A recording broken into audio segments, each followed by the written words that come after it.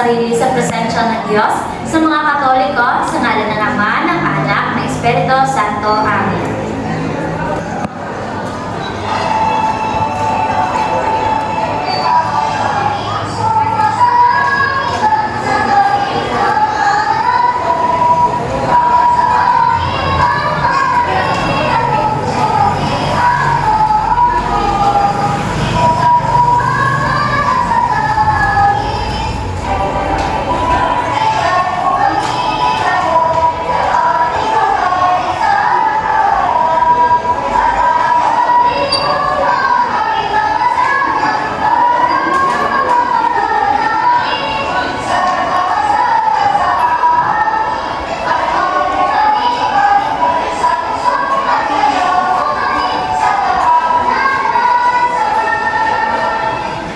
Sa ngalan ng Ama, ng Anak, ng Espiritu Santo. Amen. Muli isang mapagpalang umaga sa inyong lahat. Sa mapagpalang umaga din po sa lumang. Kumusta naman kayo, class? Okay lang po, ma'am. Ayan, ako'y lubos na nasisiyahan sapagkat kayong lahat ay nasa mabuting kalagayan. Bago ang lahat, nais ko munang magpakilala. Ako nga po pala si Binibining Mary Angie Alea, ang magiging guro ninyo sa umagang ito. Bago magsiupo ang lahat, ay galaw-galaw muna natin ang ating katawan gamit ang ehersisyo na clap and down. Handa na ba ang lahat? Opo, ma'am. Okay, simulan na natin. 1, 2, 3. Up and down and clap, clap, clap. Up and down and clap, clap, clap. Clap to the right and clap to the left. Turn around and clap, clap, clap. Okay, palakpakan naman natin ang ating mga sarili. Okay, bago magsiubong lahat, pakiayos ng inyong upuan at pakipulot ng mga basura na nasa ilalim ng inyong upuan. Okay, sino ba ang lumiban sa klase natin ngayon? Wala lang, ma'am. At dahil walang lumiban sa klase natin ngayon, kayong lahat ay mayroong 10 puntos. Sa pagkakataong ito ay hayaan niyo ako ibahagi sa inyo ang ating alituntunin sa salita. Una, pakibasa, class. Makinig sa guro kapag siya'y nagsasalita. Itaas ang kamay kapag sasagot o may katanungan. Makisama sa iba na may respeto sa kanilang mga ideya. Laging handa sa lahat ng aktibidad. Sumunod sa mga panuto. Maliwanag ba ang ating alituntunin sa silid, class? Maliwanag po, ma'am. Okay. Ngayon ay gamit ang ating hiwagang papel at ballpen, pipili ako ng isa sa inyo na siyang magbabanggit tungkol sa nakaraan nating paksa. Maliwanag ba, class? Opo, ma'am. Okay, simulan na natin. 1, 2, 3. Okay, Rhoda, ano ang nakaraan nating paksa at ipaliwanag ito? Ang nakaraan ko natin dinalakay, ma'am, is tungkol po sa wika. Ang wika ay ating ginagamit sa pakikipag-komunikasyon at pag-ipag-usap sa ating pagkakas. Magaling. Palakpakan naman natin si Rhoda. Ako'y lubos na nasisiyahan sa inyong mga sagot sapagkat natitiyak kong alam niyo na ang nakaraan nating leksyon. Ngayon naman ay susubukan naman nating sagutin ang panibago nating gawain. Ito ang tukuyin mo. Na kung saan tutukuyin mo kung ano ang mga pahayag ng mga ito, kung saan particular na grupo ginagamit ang mga pahayag na ito. Una ay lesson plan. So, sino ang may idea kung ano nga ba ang lesson plan at saan particular na grupo ginagamit ito? Okay, Rizel? Ang lesson plan ay kasalukuyang ginagamit or nakaregister ito sa mga guro. Okay, magaling. Palakpakan natin si Rizel. Ay, dadako naman tayo sa lambat. Saan particular na grupo ba ginagamit ang pahayag or ang salita na lambat? Okay, Lloyd? Sa tingin ko po ay ito sa grupo ng mga mangingisda. Okay, palakpakan naman natin si Lloyd. Napakahusay. Sadyang kayo ay mga talino talaga. So, ang lambat, ito ay ginagamit sa particular na mga mangingisda. Ngayon naman ay dito naman tayo sa Papsi Mamshi Sesta. Sa anong particular na grupo or saan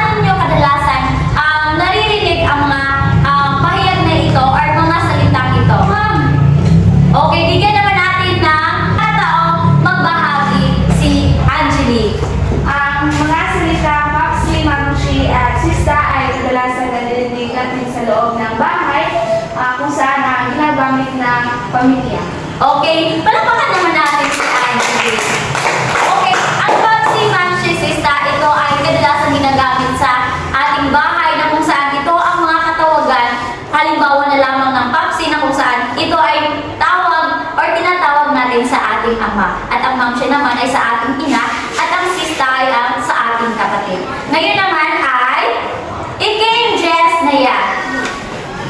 Okay, Catherine. So sa iyong palagay, Catherine, saan napabilang ang pahayag na ito or sino ang particular na tao ang kadalasang gumagamit sa pahayag na ito na AKMGS na yan? Para po sa akin, ma'am, ang AKMGS na yan ay ang laging gumagamit niyan ay si Jessica Soho, kung saan ito ang kanyang tatak sa pagiging individual. Okay, palakpakan naman natin si Catherine. So, base sa mga pahayag na aking ibinigay, ano sa tingin ninyo ang magiging paksa natin sa umaga nito? Okay, James? Sa palagay ko po mama, katalakayan natin ngayon ay tungkol po sa variety ng wika. Okay, magaling! Ang tatalakayin natin sa umagang ito ay patungkol sa variety ng wika. Ang mga salitang ito ay siyang talagang kapupulutan ng aral na kung saan magagamit natin sa pang-araw-araw nating pakikipagkomunikasyon or pakikipag-ugnayan ng bawat tao.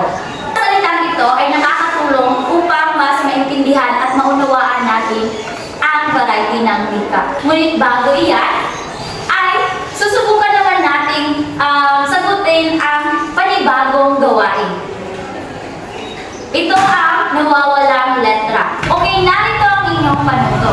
Ipapangkat ko kayo sa dalawang pangkat at ang gagawin ninyo ay ang bawat pangkat ay pupunan ninyo ng mga naaangkop na letra upang makabuo kayo ng mga salita na siyang mag-uudyok sa panibago nating paksa. Kuha ba, class? Kuha, ma'am. Okay, simulan na natin magbilang. 1, 2, 1. So, 1. Pumunta sa inyong pangkat, ay hayaan niyo akong ibahagi sa inyo ang talaan ng ating mga puntos. Ito ang pinapagandang punuin mo ko ng bulaklak. So, sino kaya ang pangkat ang makakapuno ng bulaklak sa ating mga paso? So, yan ang magbibigay gabay sa inyo kung sino pangkat maraming puntos at mananalo sa lahat ng ating aktibidad. Kuha ba, class? Kuha, ma'am. Sa paghahanap ng mga naaangkop na letra para sa mga gawain nating nawawalang letra, ito ang mga gabay na pahayag o tanong. Una, excuse me po, naman ay pakibasa. Lloyd? Kailangan natin i-revise ang lesson plan according to the topic ng mga estudyante. Okay, maraming salamat. Pahayag naman ng pangatlong pahayag ay pakibasa, Rizel. Dito na, May, where na you? Okay, maraming salamat, Rizel. Sa ika-apat na pahayag naman ay pakibasa, Catherine. Ikaw, Billy, alak natin. Okay, maraming salamat. Ang kalima naman nating pahayag ay pakibasa, Angelique. Salita ng mga judge mo. Okay, maraming salamat. Ang pangkat ay dito at dito naman ang pangalawa. Okay, pumunta na sa inyong mga grupo at pagbahagian ng inyong mga idea. Okay, ngayon, ano sa tingin ninyo ang sagot mula sa pahayag na Ako una. okay mula sa unang pangkat? Sa tingin ko namin, ma'am, ang pahayag na yan ay isang ignorant po. Okay, ano ba natin Rizel? Ang tamang sagot dito ay Ebulet. So, bibigyan natin sila ng 10 puntos.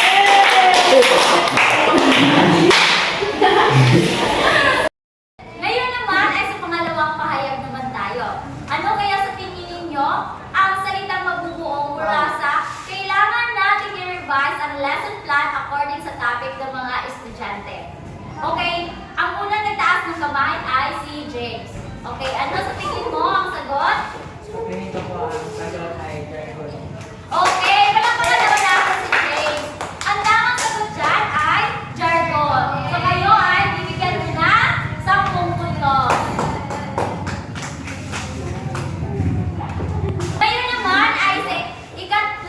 pahayag naman tayo. Dito na may where na yun. Ano kaya sa tingin ninyo, ninyong salita, ang sagot mula sa pahayag na pangatlo? Ma'am.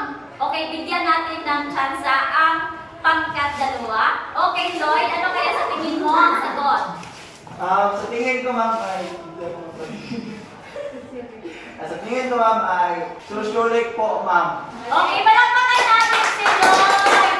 Magaling. Ang tamang sagot dyan ay susulik. Okay, ang pangalawang pangkat ay may 10 puntos. Ngayon naman ay sa ika-4 naman tayo ng pahayag. Ikaw pili alak akin. At isang pahayag pa mula sa ika-4 na pahayag ay ang wika ng mga Chabacano. Ano kaya sa tingin ninyo ang salitang mabubuo? Ma'am. Hindi yan. Okay, bigyan natin ng pagkakataon muna ang pangkat pangalawa sapagkat maliit pa ang kanilang puntos. Okay. Okay, Angeli, ano ang sagot? Ako sa pang-apat na pahayag ay PG. Okay, palakpakan natin si Angeli. Ang tamang sagot dyan ay Pidgin. Okay, sila ay may 10 puntos.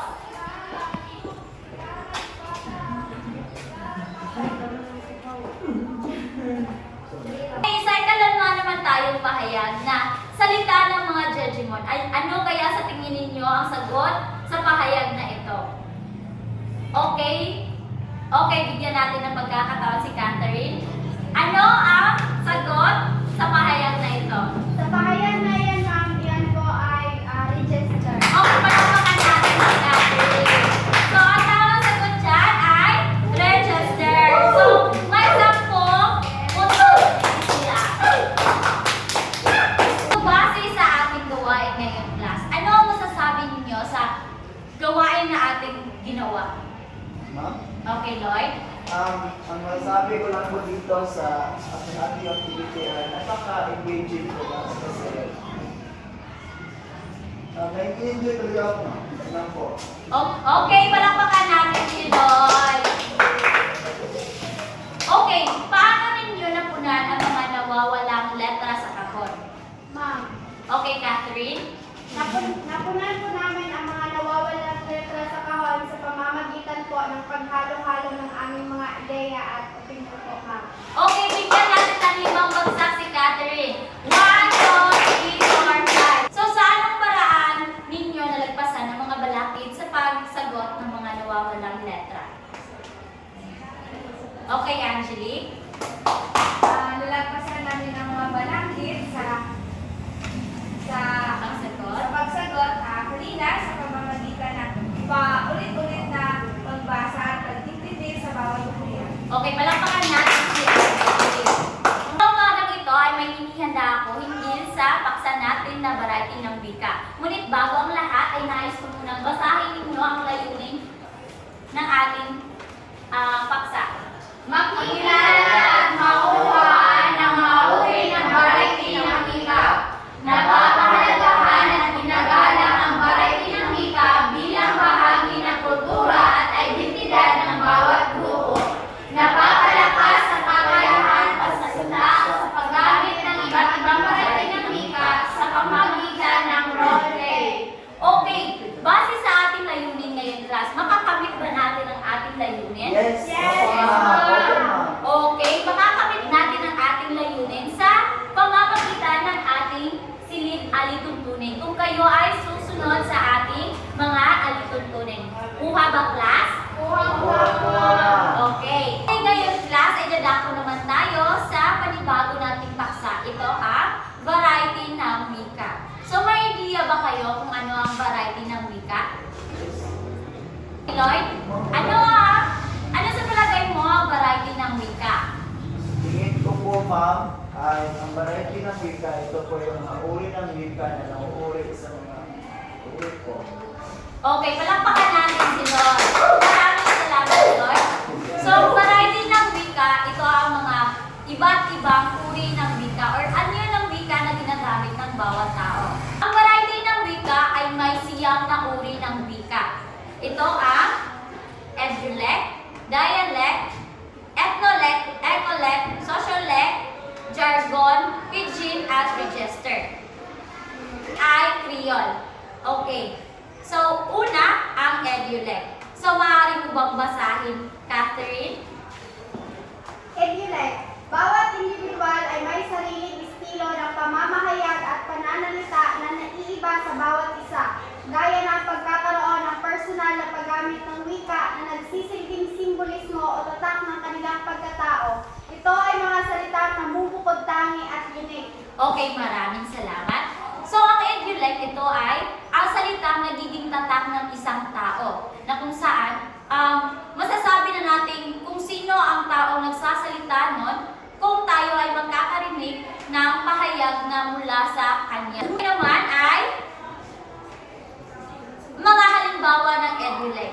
Ito ang magandang bayan ni Noli de Castro, Hindi Ka Namin Tatantanan ni Mike Enriquez, Ang Buhay ay Wither-Wither Lang ni Kim Atenza, at I Shall Return ni Douglas MacArthur. So ngayon naman ang dialect. Ang dialect, ito ay variety ng wika na nililikha ng dimensyong geographico. Ito ang salitang ginagamit ng mga ayon sa particular na rehiyon o lalawigan ng kanilang pinagbibilangan. So ang dialect, ang kadalasang wika na ginagamit ng mga lalawigan o rehiyon. Isang halimbawa ng dialect ay ang pagsasalita ng Cebuano sa Zamboanga. Ito naman ay ang mga halimbawa ng dialect. Una, Tagalog, bakit? Sa Batangas naman, ang kanilang bakit ay bakit ga. Sa Bataan naman ay bakan, sa Ilocos ay bakit ngay, at sa Pangasinan ay bakit. At ang sa Bisaya naman ito, or sa Cebuano naman, ito ay naglibog po. Naman tayo sa sociolect. Maaari mo bang basahin ang kahulugan, Rizel? Ito ay pasamantalang variety lamang. Ito ay uri na ginagamit ng isang particular na grupo. Ang mga salitang ito ay may kinalaman sa katayuang sosyo-ekonomiko at kasarian ng individual na gumagamit ng mga naturuang salita. Okay, ang sociolect naman, ito ay kadalasang mga salita na ginagamit ng mga kaibigan, kumbaga casual ang kanilang komunikasyon ng bawat isa. Ang mga halimbawa ng sociolect ay ripapips na ala na akong datong eh. Ang ibig sabihin nun ay pera, pare wala na akong pera. Oh my God, it's mainit naman dito. Nako, ang init naman dito. Wafer, face lock, girl lash mo. Walang mukha o itsura ang girlfriend mo o kaya ang pangit ng girlfriend mo. Sige ka, jujumbagin kita. Ang ibig naman sabihin nun ay sige ka, bubugin kita. At may abats na ako tol, ito ang ibig sabihin na may tama na ako, kaibigan or kapatid, o kaya lasing na ako, aking kaibigan. Ngayon naman ay sa ethnolect naman tayo. Ito ay pansamantalang variety na lamang. Ito ay uri na ginagamit ng isang particular na grupo. Ang mga salitang ito ay kinalaman sa katayuang socio-economic at kasarian ng individual na gumagamit ng mga naturang salita. So, ang ethnolect ito ay kadalasang ginagamit ng mga ethno-linguistikong grupo. Ang halimbawa naman ng ethnolect, ito ay bakul na tumutukoy sa mga gamit ng mga ibatan na pastaisip sa kanilang ulo. Tuwing hapon ng tag-init at tag-ulan. Ang bulanin na salita naman ay naglalarawan sa paghugis buo ng buwan at ang laylay diksika or santang inihirog kita ng mga grupo rin kankanai ng Mountain Province, Palanga. At ang iniirog naman, sinisinta, minamahal. Okay, dito naman tayo sa Ecolect. Ang variety ng wika na kadalasang ginagamit sa loob ng ating tahanan, ito ang mga salitang madalas na namumutawi sa bibig ng mga bata at nakakatanda. Malimit itong ginagamit sa pang-araw-araw na pakikipagtalastasan. So, ang Ecolect, ito ay kadalasang mga wika or salita na ginagamit sa loob ng ating tahanan. Ito baga doon ginagamit ang mga salitang sa pagtawag ng iyong ama, sa pagtawag ng iyong ina, mga katawagan na nasa ating bahay. Ang halimbawa ng Ecolect, ito ang palikuran, banyo or kobeta. At silid tulugan naman o pahingahan, kwarto, at paminggan naman ay lalagyan ng plato. At papsi, ito ang ating ama at tatay. At ang lunch ngayon naman ay ito ang nanay natin or ina at ang sista, ito ang katawagan sa ating kapatid. Okay, ngayon naman dito naman tayo sa pidgin. Maaari mo bang basahin ang kahulugan, James? Pidgin, ito ay variety ng wika na walang formal na estruktura. Ito ay binansagang nobody's native language ng mga dayuhan. Ito ay ginagamit ng dalawang individual na nag-uusap na may dalawa ring magkaibang wika. Sila ay walang umong wika. Umong wikang ginagamit, umaasa lamang sila sa mga makeshift na salita o pansamantalang wika lamang. So, ang pidgin, ito ay hindi organisadong mga salita. Kumbaga, wala pang mga kahulugan na may babase sa mga salitang ito. Halimbawa na lamang ng mga bata na hindi pa marunong magsalita. Sila ay, kung sila ay nakakarinig ng salita, ito ay dinudugtungan nila mula sa mga salitang naririnig nila sa ibang bahay or kanilang kapitbahay. Kaya nakakabuo sila ng salita na walang kahulugan sa dictionary. Halimbawa naman ng pidgin, ito ay karaniwang mula sa mga salita ng mga insect na dumayo dito sa ating bansa na Pilipinas. Una, ako kita ganda babae. Ibig sabihin ay nakakita ako ng magandang babae. Bili alak akin. Ako tinda damit maganda. Suki ikaw bili akin, ako bigay discount. So, yun ang mga halimbawa ng uri ng variety na pidgin. Ngayon naman ay dito naman tayo sa Creole. Maaari mo bang basahin ang kahulugan, Angeli? Ito ay pansamantalang variety lamang. Ito ay uri na ginagamit ng isang particular na grupo. Ang mga salita ito ay may kinalaman sa katayuang sosyo-ekonomiko at kasarian ng individual na gumagamit ng mga naturang salita. So, ang Creole naman, ito ay kadalasan nabubuo mula sa variety ng wika na pidgin. Na kung saan, ang mga nabubuong salita sa pidgin, ito ay nagiging Creole. Halimbawa ng Creole ay ito, ang Chabacano ng Zamboanga City. Ipinaghalong salita ng Tagalog at Espanyol. At halong African at Espanyol naman ang Palengkero at ang halong Portuguese at Espanyol na Buni. Halimbawa ng mga salita ng Creole ay mi nombre. Ang ibig sabihin ay ang pangalan ko. Di doble lugar to. Ang ibig sabihin ay taga saan ka. Buenos dias, magandang umaga. Buenas tardes, magandang hapon. At buenas noches, magandang gabi. At ngayon naman ay dito naman tayo sa register. Ang register, ito ay variety ng wika na espesyalisadong ginagamit sa isang particular na domain. Ito ay may tatlong uri ng dimension. Una, ang field o larangan na ang layunin at paksa nito ay naaayon sa larangan ng mga taong gumagamit nito. At ang mode naman, paraan kung paano isinasagawa ang uri ng komunikasyon. At ang minor naman ay ito ay naaayon sa relasyon ng mga nag-uusap. So, ang register naman, ito ay mga salitang ginagamit sa naaayon na register ng pangkat ng tao. Halimbawa na lamang na kung ikaw ay isang speaker sa isang barangay at ang mga tagapakinig doon ay mga subanin. So, susubukan mo aralin ang kanilang register ng wika upang ikaw ay makapag-connecta at kayo ay magkaunawaan. Okay, ngayon naman, ang halimbawa ng register. Halimbawa ng register ay mga salitang hegemon, mga salitang binabaliktad, mga salitang ayon sa text. At ngayon naman, dito naman tayo sa uri ng variety na jargon. Pakibasa ng kahulugan, Catherine. Salita ng pangkat ng isang profesyon, particular na trabaho o gawain ng tao, natatanging vocabulary ng particular na pangkat. Okay, maraming salamat.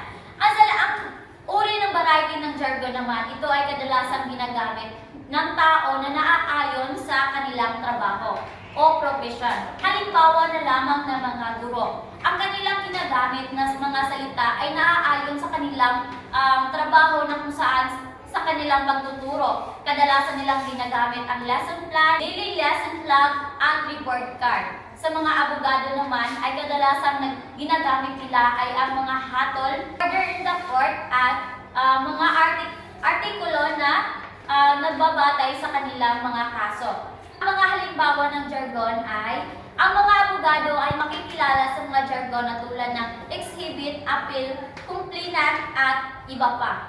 Halimbawa rin ng jargon ang mga salita ng mga mangingisda na kung saan sila ay kadalasan gumagamit ng mga salita na ayon sa kanilang trabaho na kung saan maririnig mo sa kanila ang lambat, bangka, sagwan, isda at iba pa. Ano ba ninyo ang panibago nating paksa sa umaga nito mga class? Opo. Okay, wala na ba kayong katanungan or may mga katanungan ba kayo? Okay, so ngayon ay dadako naman tayo sa panibago na namang gawain. Ito ang pagtugmain. Na kung saan pagtutugmain ninyo ang hanay A sa hanay B. Ang mga bahayag sa hanay A ay hahanapin ninyo ang mga sagot mula sa hanay B. Kuha ba class? Okay, simulan niyo na magsagot. Kumuha ng isang kapat na papel.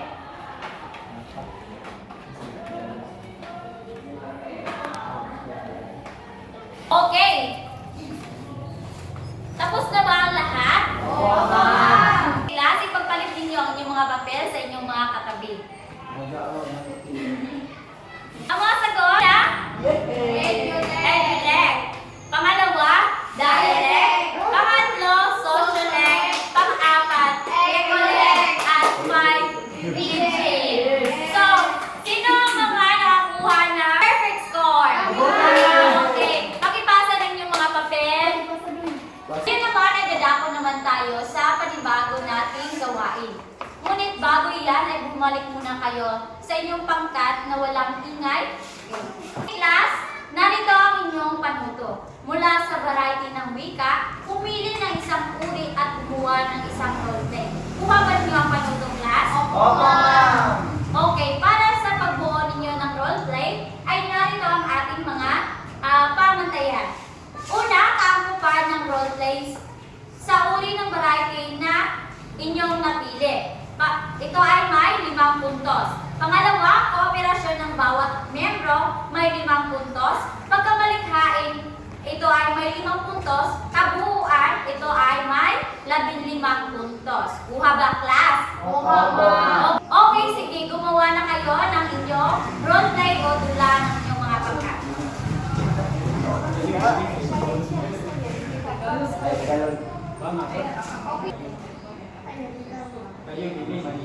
Okay, tapos na ang inyong 3 minuto. Maaaring bumalik sa inyong mga upuan. Ngayon, ang unang magprepresenta ay ang unang pangkat. Ibigay natin sa kanila ang tablado sa kanilang pagtatakhan. Ang pagpalang umaga po sa inyong lahat. Ang uri ng variety na aming napili sa aming pagkat ay ang variety PG. At ito ang aming roleplay. Kayo bili ko pastel, bigyan ko kayo discount. Hindi na kami bibili. Bili na kayo. Ito yung akin. Okay, palakpakan naman natin ang unang pangkat. Napakahusay ng unang pangkat, kaya sila ay magbibigyan ko ng 10 puntos. Kaya naman ay kumaya naman natin ang pagtatanghal mula sa pangalawang pangkat at ibibigay ang kanilang entablado para sa kanilang roleplay. Paksi at mamsi ha? Paksi, mamsi, anak. 1, 2, 3. Magandang umaga sa ating lahat, lalo na sa ating mga guro at mga pamataran. Magandang umaga. At bago natin simulan ang aming pagsasadula ay papakilala muna namin ang aming gagawin. Pagsasadula, yun na yung i-collect sa loob ng bahay na matatagpuan ang mga salita. At yun lang po, maraming salamat. Si Lord kaputan ang pagkato at handa na pong sumabak sa lahat ng aksyon. Paksi, halika nga dito. Tulungan mo nga ako ng loto ng hapunan natin. Ano matutulong ko dyan, Ma'am? Kuha ka ng mga kutsara at tinidor doon. Kutsara? At tawagin mo yung mga anak natin. Mga anak! Yun lang po, maraming salamat. Napakalaman naman natin ang pangalawang pangkat. Wala! Napakalaman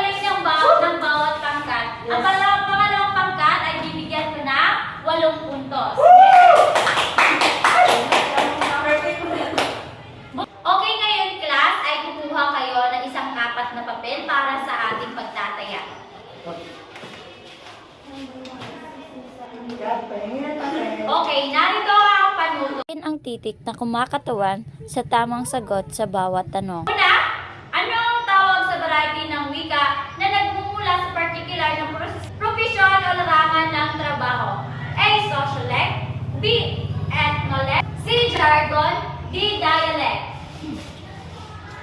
Aling variety ng wika ang naglalarawan sa particular na grupo ng tao na may tiyak na karanasan at pag-uugali? A. Dialect, B. Ethnolect, C. Registered, D. Creole. Number 3. Ano ang tawag sa variety ng wika na nabuo mula sa paghalo-halo ng iba't ibang wika at may simpleng struktura lamang? A. Pidgin, B. Edulect, C. Jargon, D. Sociolect. Okay, ika-apat na tanong. Aling variety ng wika ang kadalasang ginagamit ng mga opisyal na transaksyon at komunikasyon? A. Registered, B. Ethnolect, C. Etholect, D. Dialect. Ikalimang tanong. Ano ang tawag ng variety ng wika na particular na ginagamit sa loob ng tahanan? Okay, A. Dialect, B. Creole, C. Edulect, D. Ethnolect. Okay, tapos na bang lahat? Tapos na kama. Okay. Okay, ibalik ninyo ang inyong mga papel sa nasa inyong unahan. Okay. Ang sagot sa number 1 ay letter C, number 2 letter A, number 3 letter A, number 4 letter A, at number 5 letter D. Okay, sino ang mga nakakuha na perfect score? Okay, magaling palakpakan natin ang ating mga sarili. Okay, pakipasa ng mga papel. Okay.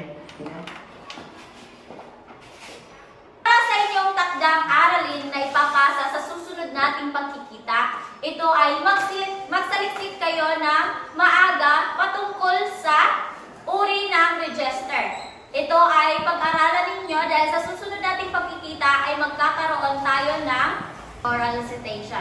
Kuha ba, class? Okay. Ngunit bago tayo umalis ay alamin muna natin kung sinong pangkat ang nanalo sa lahat ng ating aktibidad. Okay, ang unang pangkat ay nakakuha ng 10, 20, 30, 40, 45 na puntos. Palakpakan natin ang pangkat una. Ang pangalawang pangkat naman ay nakakuha ng 10, 20, 30, 45. May palakpakan natin ang dalawang pangkat. Okay, maraming salamat, class.